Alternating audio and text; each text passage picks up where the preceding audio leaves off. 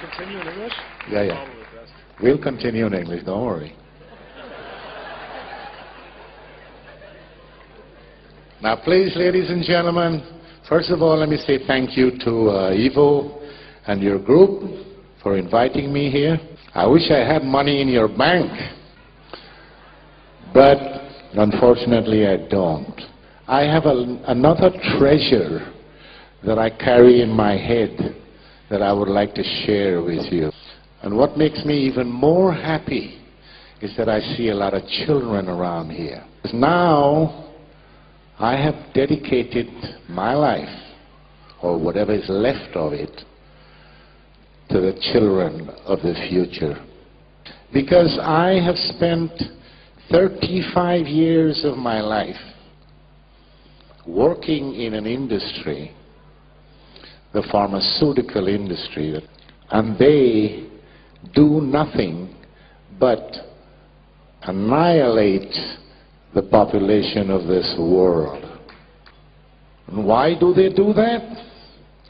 Because they want to make money, money, money, money, money. They don't care about your lives. They only care about their wallets. Now, whatever I tell you here today is not something that I dreamed about or observed somewhere. It's something that I have done myself. I have been just as criminal as they are. My hands are just as dirty as these people. Now, all of you sitting here, answer me a question. When you go to the doctor,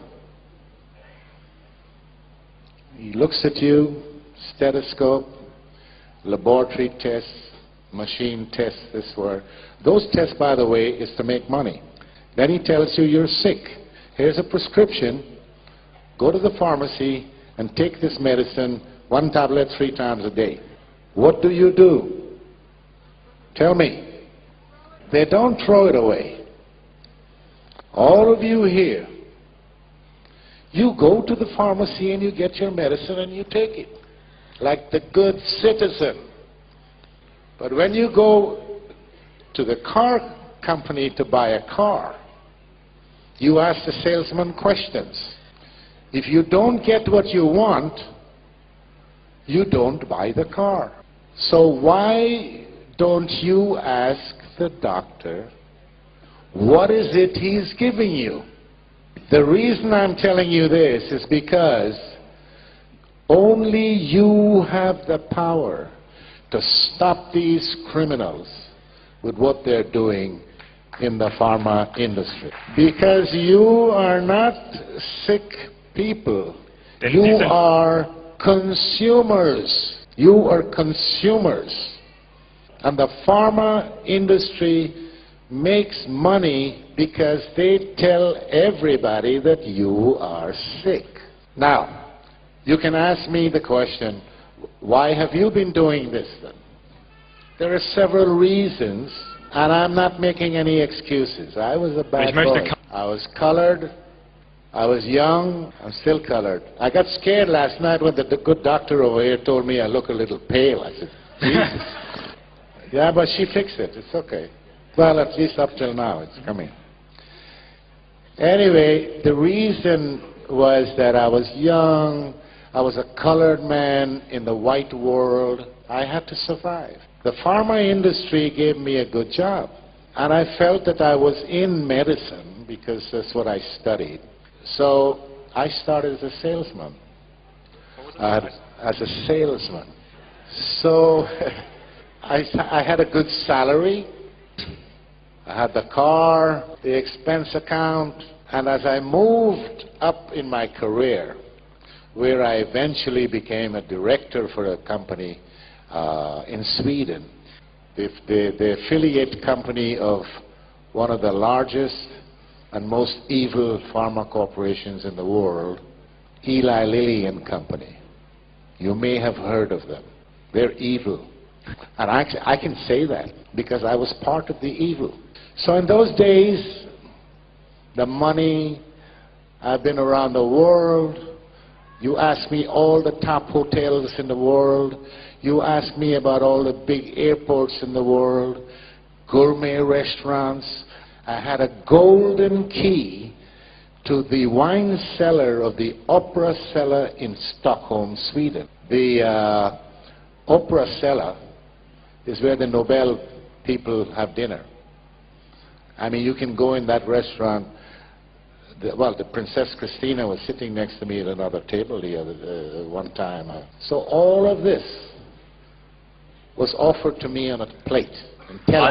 So, just like Eva gave Adam the apple, I had an apple too. Anyway, to make a long story short,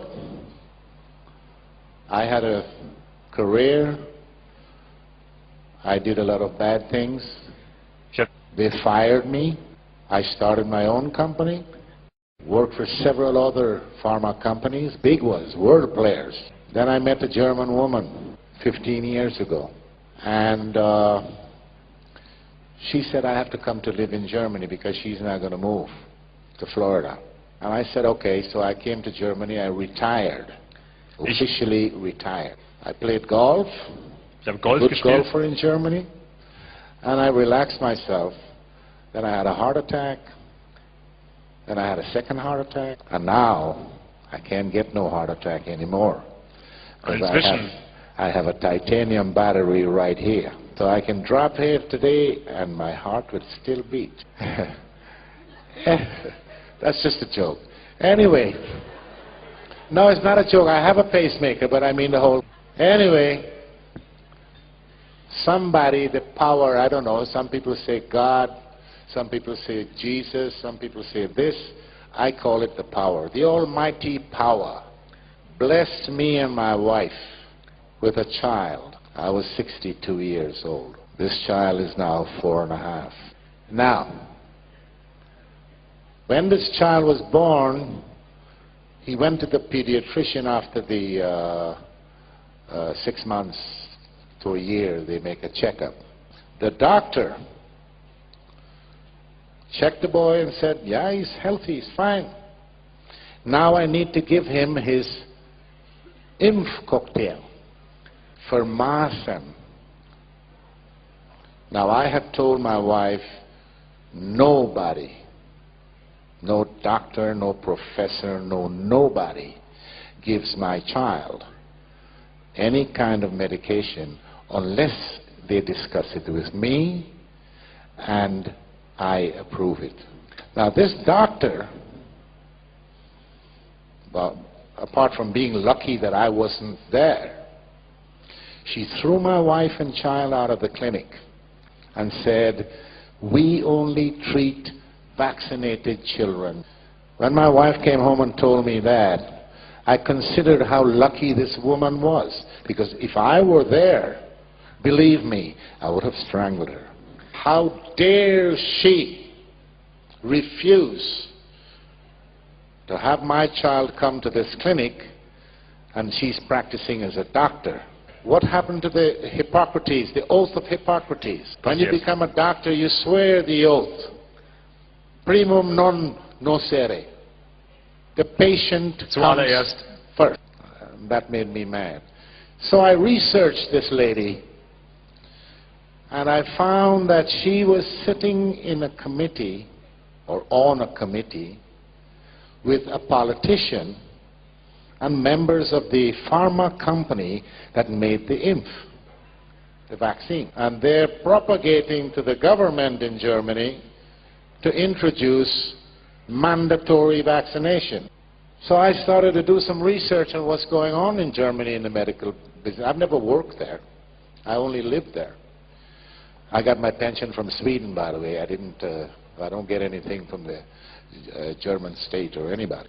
I found out also that general practitioners, just like this woman and other doctors, were prescribing psychotropic drugs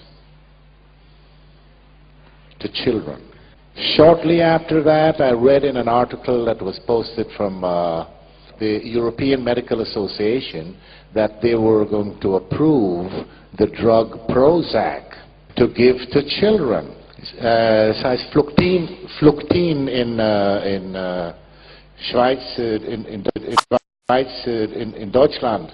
They were already prescribing another one called Ritalin. Now, I started to see red, and all the memories from the first day I joined the company as a salesman, it all started to come back. And I started seeing shadows at night. People dying from taking medication that was legalized because I had bribed the Swedish government to get the Sulasung for Prozac in Sweden. Now, can you imagine that?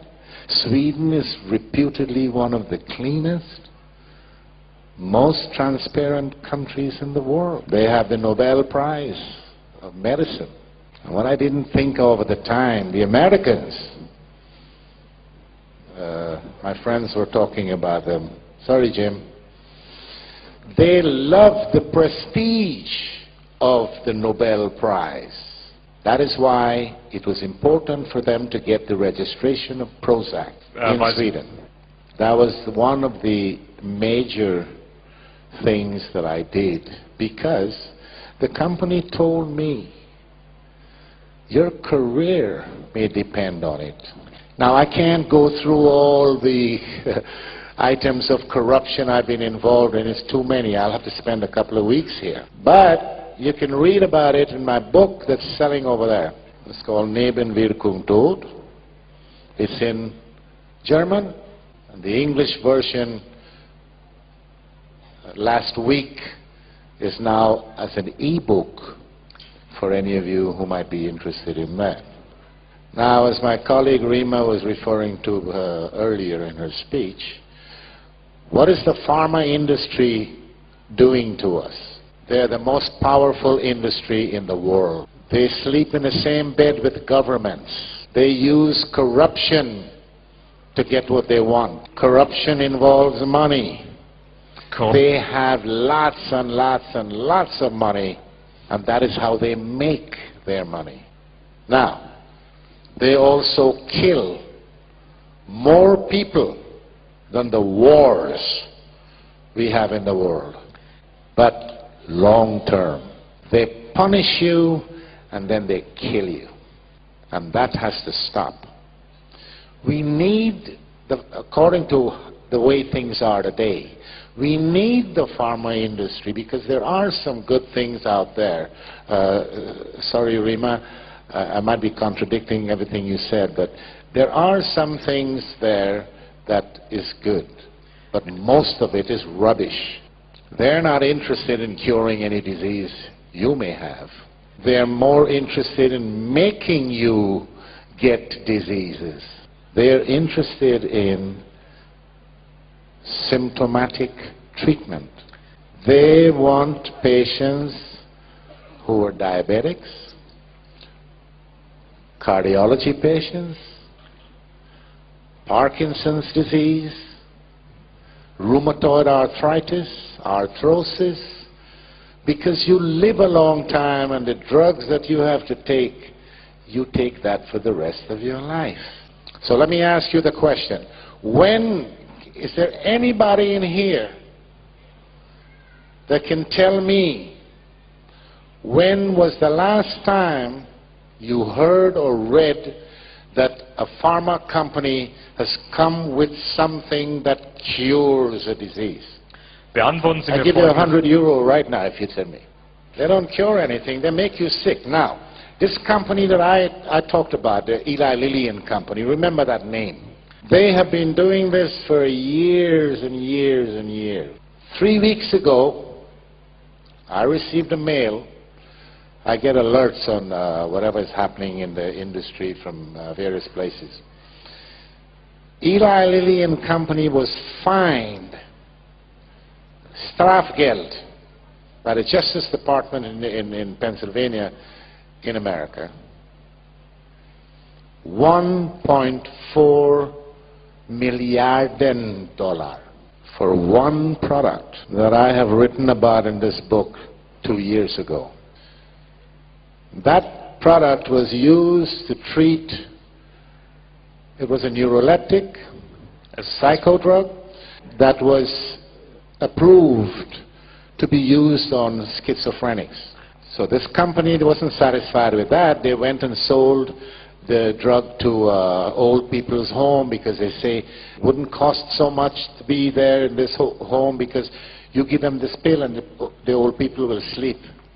So the workers wouldn't have any problems at night. But what they didn't figure on was that this drug had the side effects, which, by the way, before it came out, they had hidden under the table.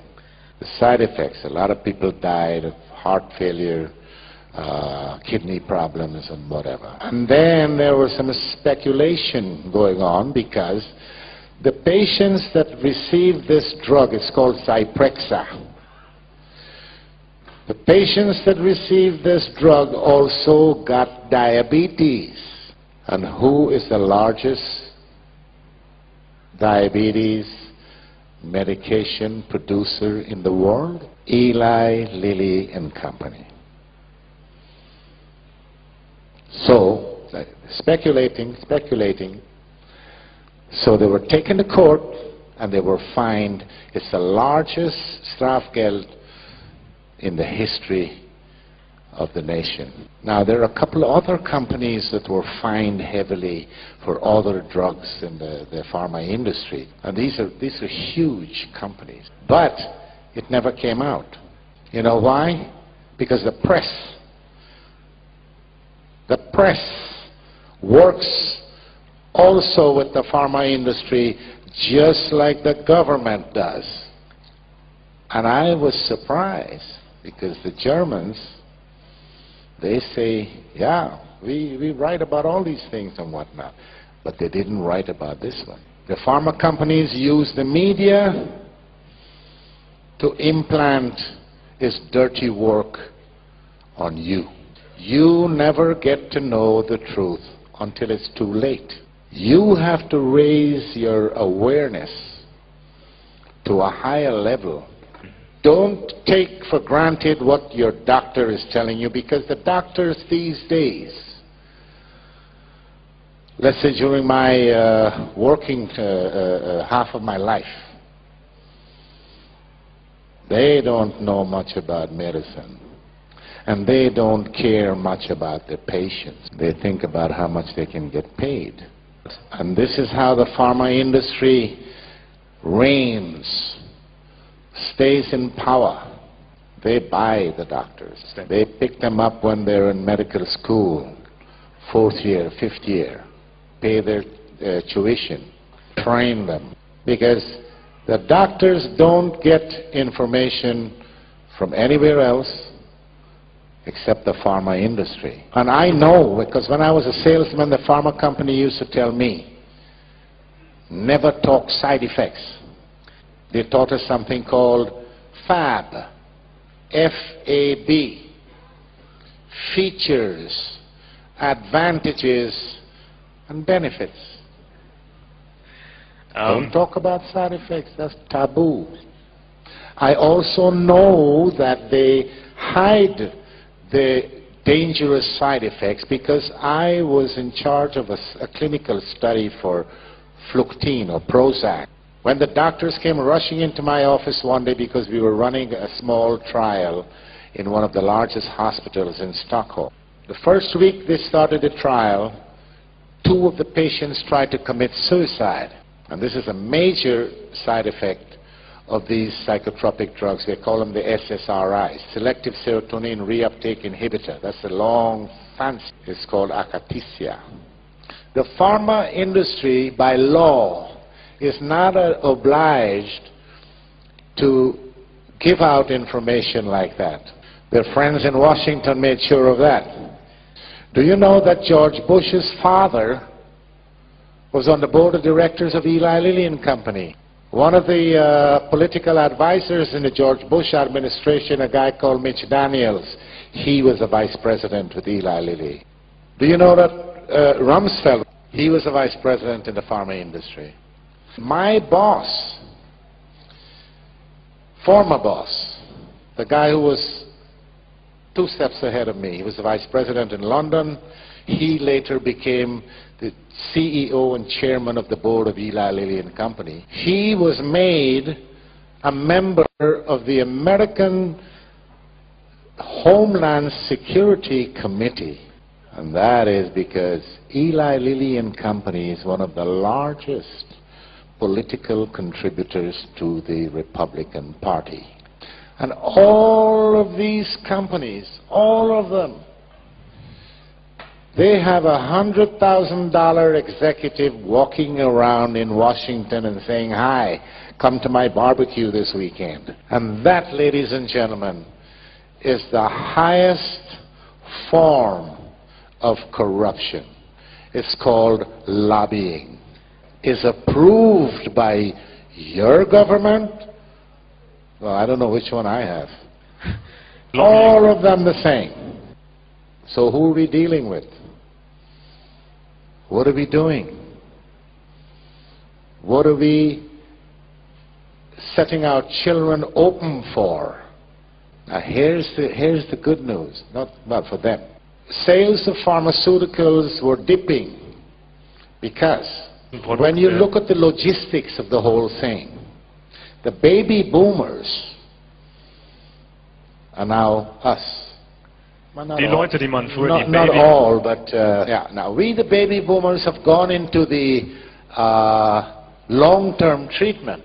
You know me, I got a pharmacy that's about 20 kilometers away from where I live for my medication with special delivery. You know why? I am one of their best customers. Now the baby boomers are going to die out in a while. Then the pharma companies have to find a new consumer. That is why they have turned their attention to the children. Have you guys heard of ADHS or ADHD? Yeah? Do you know what it is? What is it? Oh, yeah? Well, it's funny, but all these years I've been in medicine, nobody can come and tell me up till now what ADHD is. Yeah, syndrome makes it a sickness.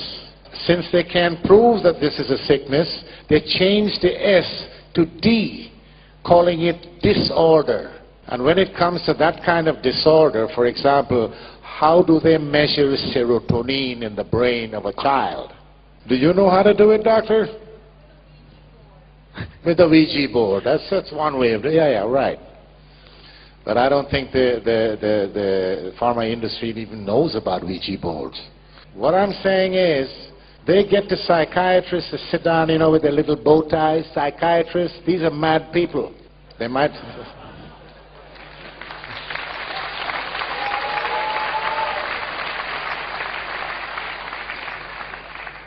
They sit every year, a few of them selected from around the world, and they sit in a room and they make up what they call the Bible for psychiatry, the DSM.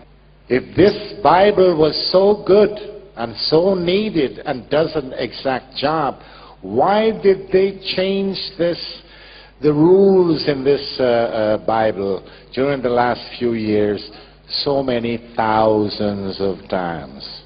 So they're targeting the children. They're calling these new fancy diseases, they're targeting them with these drugs. Strattera, Prozac, Ritalin, Paxil, Zoloft. In 2007, they had a report from the UK, or it's a European report, where 157 people were either killed or serious side effects with this new drug Strattera. Among them was a 3-year-old German girl. I find it difficult to even think or imagine that such a thing can happen. Now, my problem with these people It's not revenge like some of the press people have been writing about in Germany, out for revenge. No, I don't care about revenge. What I care about is that stop killing our children. Because when the politicians around the world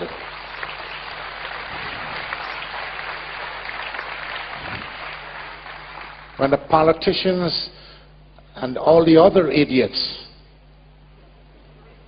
like the psychiatrists, for example, they talk about we have to save the world, the environment, the gases, the green, everything else. All these people with the power in their hands to do something is not doing a goddamn thing. They still try to manipulate. And now they've fixed their eyes on the kids. I don't know about you guys in here, but that's not going to happen to my kid. Never, never. The other thing that is very, very significant, when Volvo or Mercedes or Audi, they bring a series of cars on the market, and something went wrong. The computer system maybe doesn't function well, the brake system, something. What do? They bring them all in. They fix the problem, and then they go back and sell it. When a pharmaceutical company brings a drug that's killing people, what happens?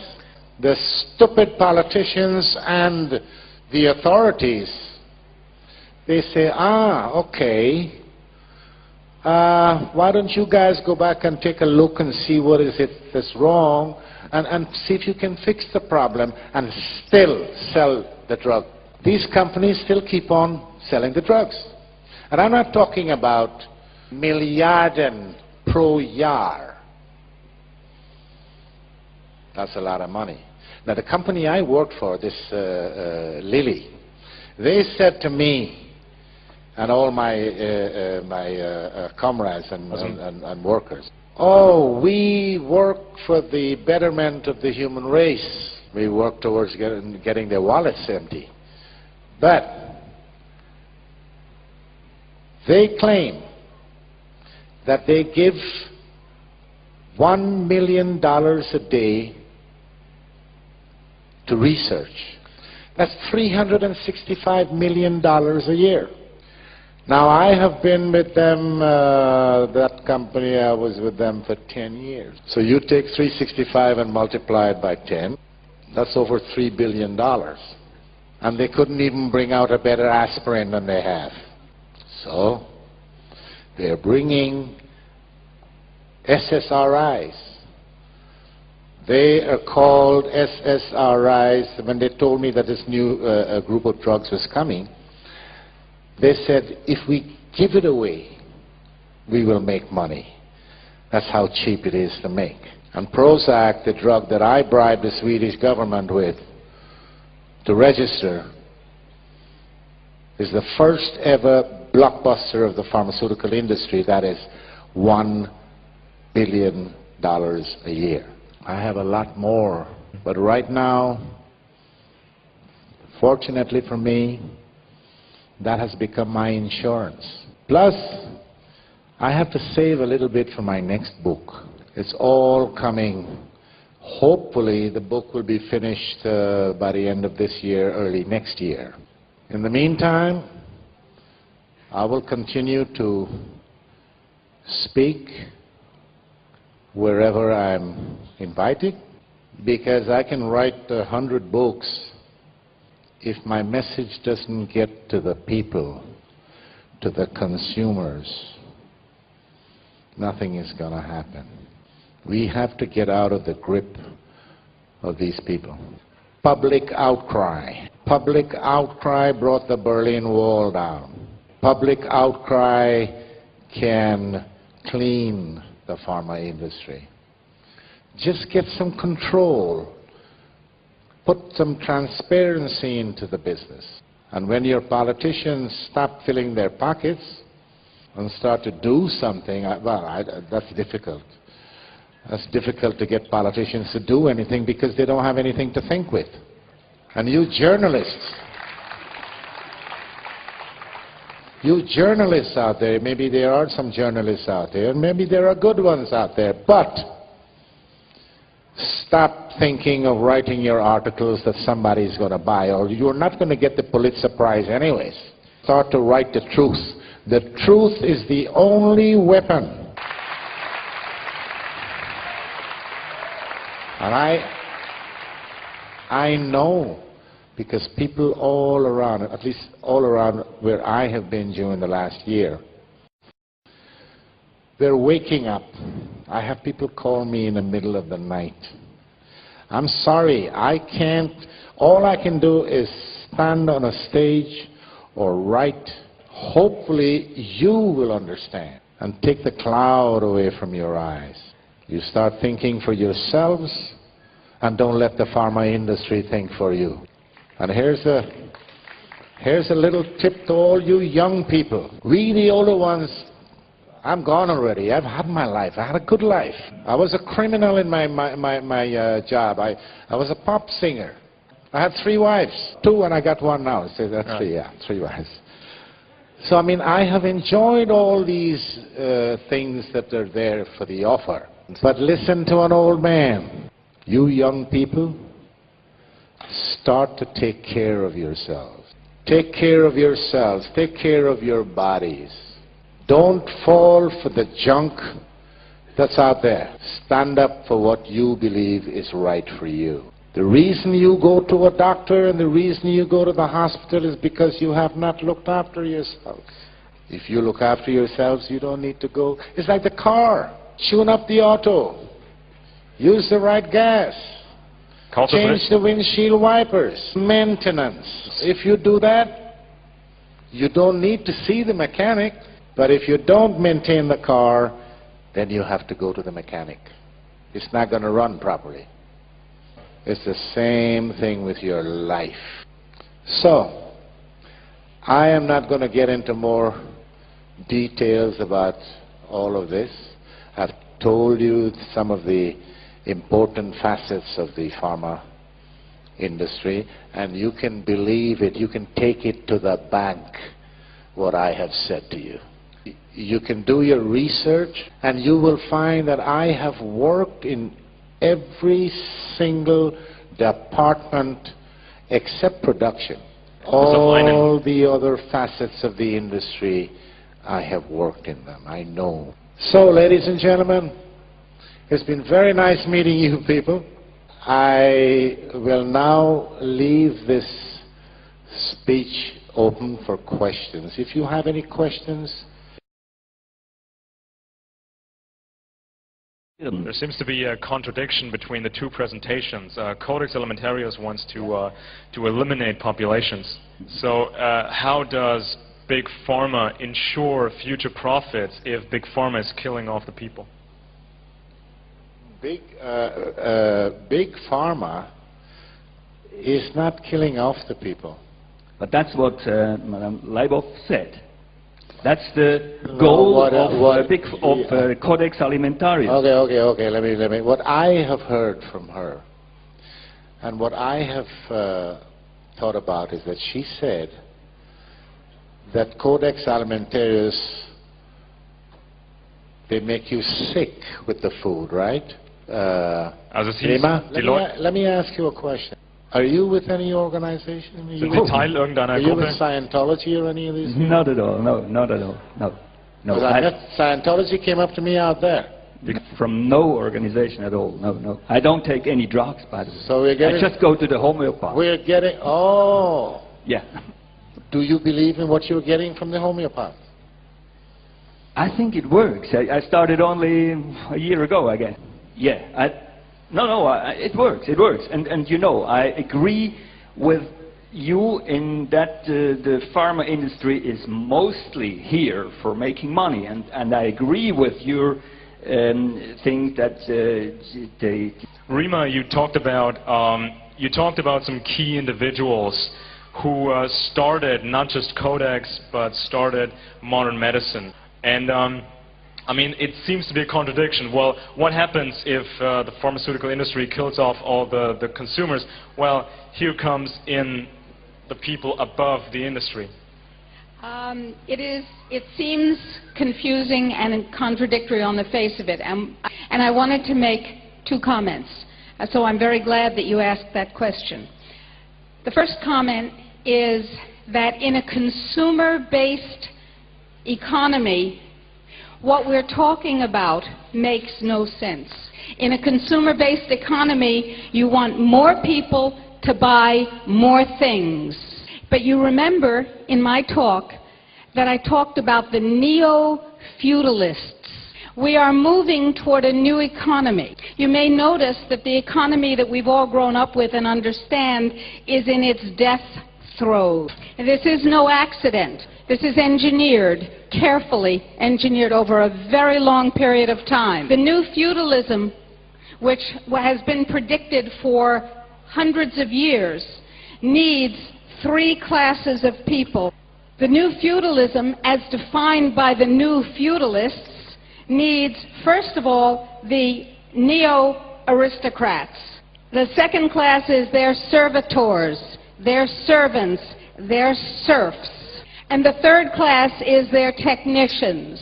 In their insane planning, that comprises about 10% of the world's current population. Now, if they have their way, and I have treated, as a physician, I have treated a reigning monarch who explained that this was the plan that she was raised with. She was not a young woman. And the plan is underway. We have the power to stop it. I wanted to make one other point, and that was about what you were saying, John. In the United States, and you know that very often bad things come from the United States and spread to Europe and the rest of the world. In the United States, there was a law enacted which was signed into law by the twice unelected President of the United States, George Bush. Yes. That law is called the New Freedoms Initiative. The New Freedoms Initiative, signed into law in November 2004, says the following. It says every child in the United States, including unborn children, must be screened for mental illness. This was a study done by the George Bush's Institute for Mental Health in Texas. That's right. Which was built by Eli Lilly and Company.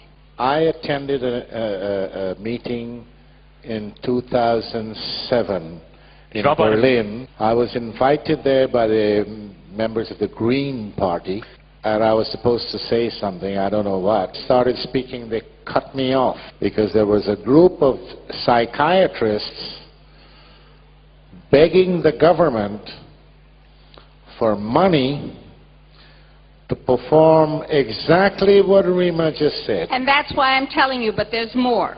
Step one, screen every child, including the unborn, by screening their mothers for mental illness. Two, let me just finish the steps. Okay. Step two, treat on a mandatory basis every child who is found to have, quote, God help us, mental illness, which means every child. And step three, screen and treat on a mandatory basis every single person who has any contact with children, because we have to protect the little dears.